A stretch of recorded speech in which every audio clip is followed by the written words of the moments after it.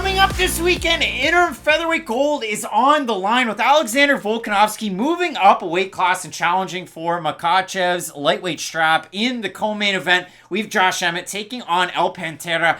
Yair Rodriguez, a former tough Latin America winner all those years ago back at UFC 180. I know you remember that card. Fabrizio Verdum taking on Cain Velasquez at UFC 180. But when you look at this, Matt, there hasn't been an interim featherweight strap on the line since UFC 206, way back when Max Holloway fought Anthony Pettis in 2016. So coming up this weekend, Josh Emmett, Yair Rodriguez, and we know how accredited of a striker Josh Emmett is. For the same respect, so is Yair Rodriguez. For Josh Emmett, 11 fights in the UFC. He's 9-2. And if you look at it this way, Matt, 11 fights, 11 knockdowns. That's tied for number one all-time in the featherweight division with his old foe, Jeremy Stephens. I bet he doesn't like to hear that name. But for Emmett, he dropped Stephens too in that fight. He dusts guys. And for Yair Rodriguez, this guy doesn't know a boring fight. Performance bonuses abound. Fight of the nights abound. And he's had some of those stumbling blocks. I mean, you look at some of his losses in the UFC. I think of the fight that he had against Frankie Edgar. That was definitely a tough one. The fight that he had against Max Holloway. However,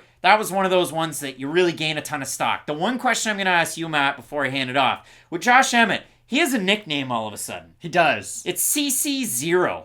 What the fuck does CC0 mean? I have no idea. I couldn't even begin to guess. Comment down below with what you think Josh Emmett's nickname is. It'll probably come out this week during fight week, so we'll have to update you on question mark kicks. But CC0 taking on El Pantera. Matt, we know Emmett is one of those guys that he could be losing until the buzzer. But if the buzzer hasn't sounded, he could knock you out. He's almost like a Derek Lewis in that respect. And he really does have a complete package of a skill set. And his last time out against Calvin Kattar, majority thought that Kattar won, but it was a really, really close fight in that one. And for Rodriguez, obviously, you had that shoulder injury to Brian Ortega. So some weird circumstances for both these guys coming in to take this fight. But for both guys, each 9-2 in the UFC, the 1-0 contest, Yair Rodriguez with the eye poke against Jeremy Stephens in the first fight. I love this matchup, and I think it's going to be a really, really fun one. There's no fight I want to see more at 145 pounds in the UFC, especially one that we haven't already seen. Like, yes, Holloway versus Rodriguez 2 would be a very fun fight because, hey, how much left does Max Holloway really have at the top level? And their first fight was close, and that's the thing I want to bring up. People scored that fight for Yair Rodriguez. Yeah. I'm not like, people think, Max Holloway, like, I think it was 48, 47, 49, 46. Like, the scorecards were for Holloway, but it was a close fight to where every single round was close enough to where there was a real argument as to who won by the time it was over, and nobody in the world thought Yair Rodriguez was going to be able to have that kind of a fight. Because, yes, Rodriguez is a great kicker from the outside. We all know how athletic he is, and how he can mix his athleticism and his speed in with really high-level technique.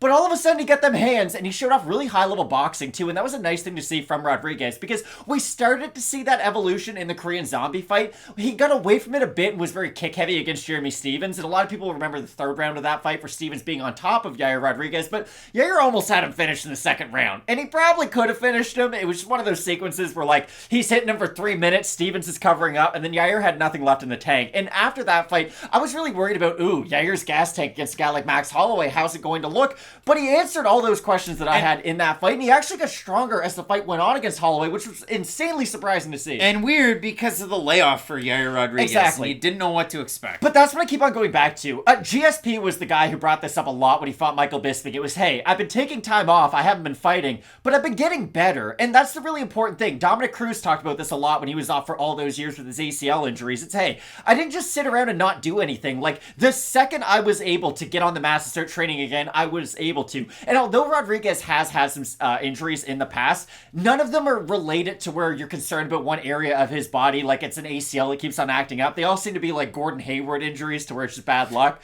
But if I didn't see that fight against Max Holloway, I would have probably picked Josh Emmett. Josh Emmett has the wrestling advantage. Even though offensively we don't really see it a lot, we just know that it is there. And for Yair, his jiu-jitsu has gotten better. He's a good scrambler off of his back. So I think Josh Emmett might go for a couple takedowns in this fight, but I don't think we're going to see a primary wrestler from Josh Emmett. And that's what I keep on thinking, or that's how I think this fight's going to play out. If Emmett's going to win, it's probably going to be from his boxing and his power. I just don't think Josh Emmett's all of a sudden going to revert back to some D1 wrestler who's going to go for a lot of single legs and double legs. He's 37 years old now. Like, we're not just going to see him become a fighter he's never been up until this point. For Josh Emmett, I mean, Sacramento City College JUCO wrestler there. If you do look at it in the UFC, he's credited with takedowns over Felipe Arantes as well as Shane Burgos. And yeah, I mean, he hasn't really been the heaviest takedown guy, Felipe Arantes. I mean, just Brazil's own. And he features in a camp on one of the fighters on this undercard. But, Matt, when we look at this matchup for Josh Emmett, you talk about the knockdowns, you talk about the fights and the fight of the nights between both of these guys. For Emmett,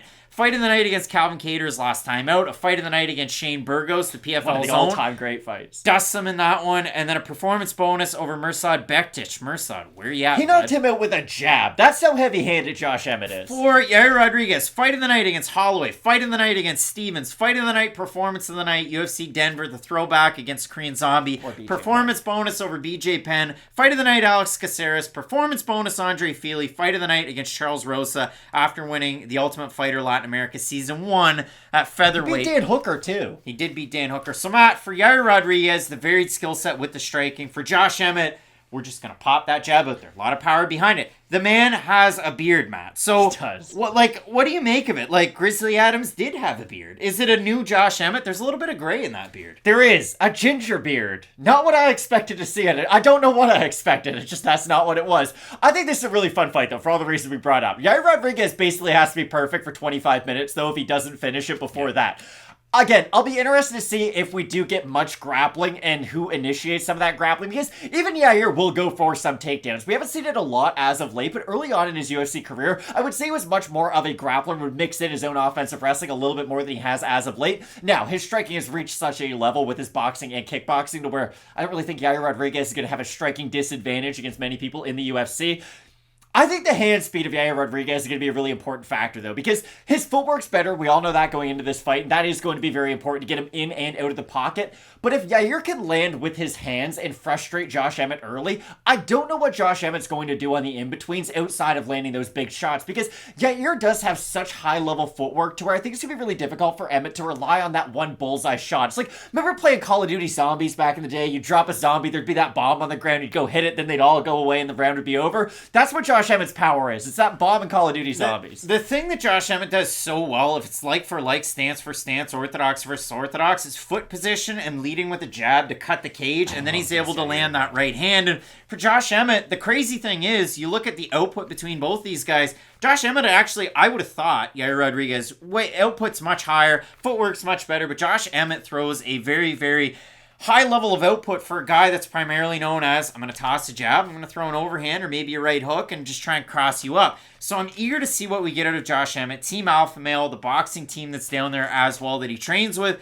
And for Yair Rodriguez, likewise, VFS Academy up there in Chicago. I would expect like maybe a little bit of Bilal Muhammad cross-training, getting ready for a matchup like this. But he spent a lot of time with Izzy, Team Izzy Wrestling, getting ready for a lot of the fights that he had leading up to, but not including maybe the Holloway fight or his last time out against Brian Ortega. So it is a really tough fight to try and call. Slight favorite is Yair Rodriguez. We have a look at the fan vote on Tapology, Matt. Surprise to us, it is to you. El Pantera versus CC0.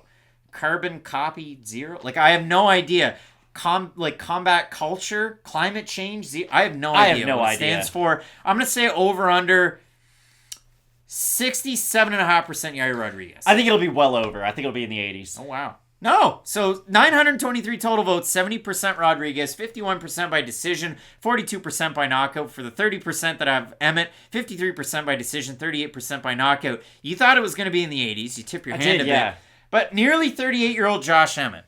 He's had injuries, and he's had all of these weird ones. We talked about it before his fight with Calvin Kattar. He fights about once a year because he's had knee issues. He had the face that got completely melted against Jeremy Stevens, but he's come back strong after all of these injuries, and it's not like it's an incredibly long turnaround after his fight against Calvin Kattar about 8 months ago. So not incredibly long in the stretch of a Josh Emmett career. So eager to see what we get out of Emmett in this matchup because the guy's got the touch of death. He certainly does, but that's my big issue. I don't know what he's going to do in between those touch of deaths. Like, Yair can stand really far away, throw straight shots, and is one of the best kickers we've ever seen, especially offensively in MMA. And I know we talk about some fighters having peaks and valleys. The peaks that Yair Rodriguez possesses in MMA are unlike any. Like, when he is on point, It's really difficult to get this guy to stop. It's kicks that are lightning fast. They have knockout power behind them. They're from every angle. He can switch stances. If the boxing is what we saw in the Max Holloway fight, if that's not just an outlier, if that's just a new regular from Yair Rodriguez, I do favor him in this matchup against Josh Emmett because he's the more active guy from the outside with his kicks, I think, because Josh Emmett's not much of a kicker, so he's going to really have to be dedicated to those flurries and to the combinations when he does throw them. Now, I will say this. If Josh Emmett does put on the wrestling shoes and holds Yair Rodriguez down in the first round, we might just see that rinse and repeat it for the next 5 rounds because maybe he will have that as a game plan. I still think we're going to see it. I think Yair has a decided speed advantage. He has really good attacks going up the middle too. He has great flying knees, great front kicks, and I think all of those things are good enough to keep Josh Emmett on the outside of his distance to where Yair can kick him. Rodriguez has yet to get knocked down in his UFC career, but that's a tough ask against a guy like Josh Emmett with nearly a knockdown in every single UFC fight he has had since he debuted years ago. I like Rodriguez with the speed advantage and the boxing combinations and the movement. However, again, as I said, the jab, the fact that Josh Emmett can cut the cage like the best of them, and he has the power and the wrestling in a matchup like this, could prove out a win for the nearly 38-year-old Josh Emmett in this matchup. So both of us going with El Pantera, Yair Rodriguez to get the win. It should be a great fight in this co-main event. And then in the main event, number 1 pound for pound, Alexander Volkanovski jumps up a weight division to take on number 2 pound for pound, Islam Makhachev. It should be a great fight. Keep it locked in with Fight Night Picks, we always say. Let's get into it.